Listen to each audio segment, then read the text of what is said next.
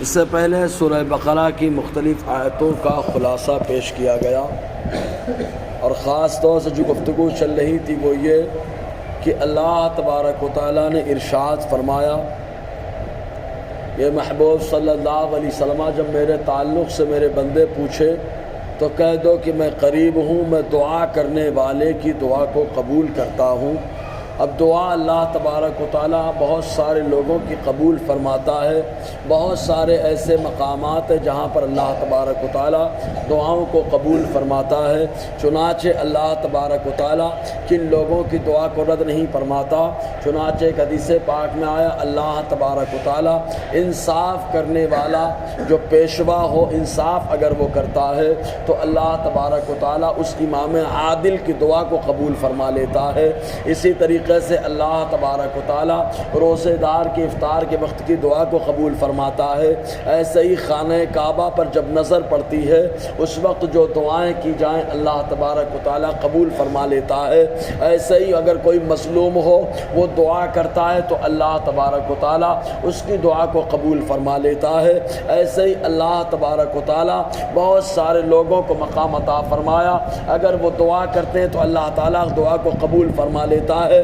اب جن جگہ پر اللہ تعالیٰ دعاؤں کو قبول فرماتا ہے ان جگہوں میں سے ایک یہ کہ عرب شریف میں بہت سارے مقامات ہیں جہاں پر اللہ تعالیٰ نے اپنے محبوب صلی اللہ علیہ وسلم کے صحابہ کو آرام کرنے کا موقع دیا، وہاں پر دعائیں قبول ہوتی ہیں۔ جیسے کہ حضرت ابراہیم علیہ السلام تعمیر خانہ کعبہ سے فارغ ہوئے تو دعا کی، حضور صلی اللہ علیہ وسلم مسجد قباء اور مسجد نبوی بناتے وقت آقا علیہ السلام دعا کرتے رہے۔ ایسے ہی مسجد اقصیٰ کو جب حضرت سلیمان علیہ السلام نے تعمیر سے فراغت کی حاصل کی تو اس وقت بھی آپ نے دعائیں کی۔ تو یہ وہ جگہیں جن پر اللہ تبارک و تعالیٰ دعاؤں کو قبول فرماتا ہے۔ ایسے اور بہت سارے مقامات ہیں جہاں پر اللہ تبارک و تعالیٰ دعا کرنے والے کی دعا کو قبول فرماتا ہے، لیکن دعا کرنے کے کچھ انداز ہی بتائے گئے۔ چنانچہ ترمذی شریف کی حدیث پاک حضرت عمر رضی اللہ تعالیٰ عنہ سے روایت ہے،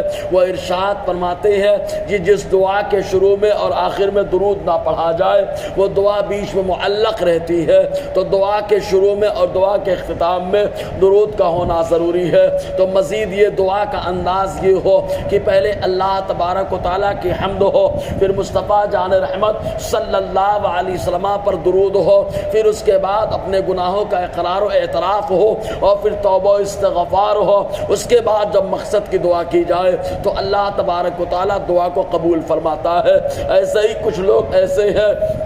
کہ الگ الگ حدیثوں میں آیا، حضور صلی اللہ علیہ وسلم نے فرمایا کچھ لوگ دعا کرتے ہیں تو اللہ تعالیٰ ان کی دعا کو قبول نہیں کرتا۔ جیسے کوئی غافل دل سے اگر دعا ہو تو اللہ تعالیٰ اس دعا کو قبول نہیں کرتا، یعنی جب دعا کریں تو دل جمعی کے ساتھ ہو، خلوص کے ساتھ ہو تو اللہ تعالیٰ قبول فرماتا ہے۔ ایسے ہی حضور نے فرمایا جس بدن میں حرام کا لقمہ لوتھا چلا جاتا ہے اللہ تبارک و تعالیٰ اس کی بھی دعا قبول نہیں فرماتا۔ تو بہرکیف تو اللہ تعالیٰ فرماتا ہے اجیب دعوت الداعی اذا دعانی، میں دعا قبول کر لیتا ہوں دعا کرنے والے کی، اذا دعانی جب وہ مجھے پکارتا ہے۔ اور دعا تو مومن کا ایسا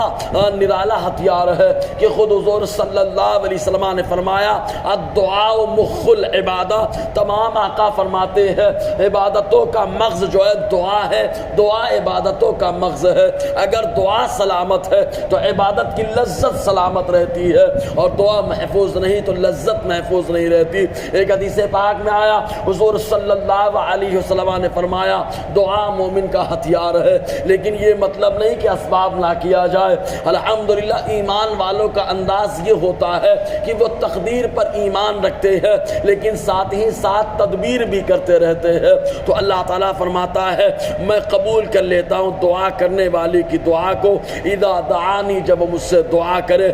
فَلْيَسْتَجِيبُوا لِي، تو اسے چاہیے کہ مجھ سے دعا مانگے، وَلْيُؤْمِنُوا بِي، اور مجھ پر ایمان رکھے۔ یعنی اللہ تعالیٰ نے بتا دیا کہ دعا کرنے کے بعد اگر آدمی کو لگے قبول نہیں ہو رہی تب بھی دعا کرتا رہے، جیسے حضرت زکریا علیہ السلام نے بھی دعا کی، عمر 100 سال کے قریب پہنچ چکی ہے، آپ کی اہلیہ محترمہ بانجھ ہے، اور بانجھ خاتون سے اولاد کی ولادت و تمنا کرنا یہ جو عجیب و غریب بات ہوتی ہے، لیکن جب حضرت مریم رضی اللہ تعالی عنہا جو محراب کے اندر جلوہ افروز ہے وہاں پر بے موسم پھل دیکھا حضرت زکریا نے، تو کہا اے مریم یہ پھل کہاں سے آ گئے؟ حضرت مریم نے کہا یہ میرے پروردگار نے بے موسم پھل عطا فرمائے۔ تو جیسے ہی حضرت زکریا وہاں سے نکلے تو اللہ تعالیٰ کی بارگاہ میں عرض کیا اے پروردگار عالم، جب تو بے موسم پھل جو ہے مریم کو دے سکتا ہے تو بلا شبہ تو اس بات پر قادر ہے مولا کہ اگرچہ میری عمر زیادہ ہو گئی ہے، میری زوجہ محترمہ بانجھ ہے،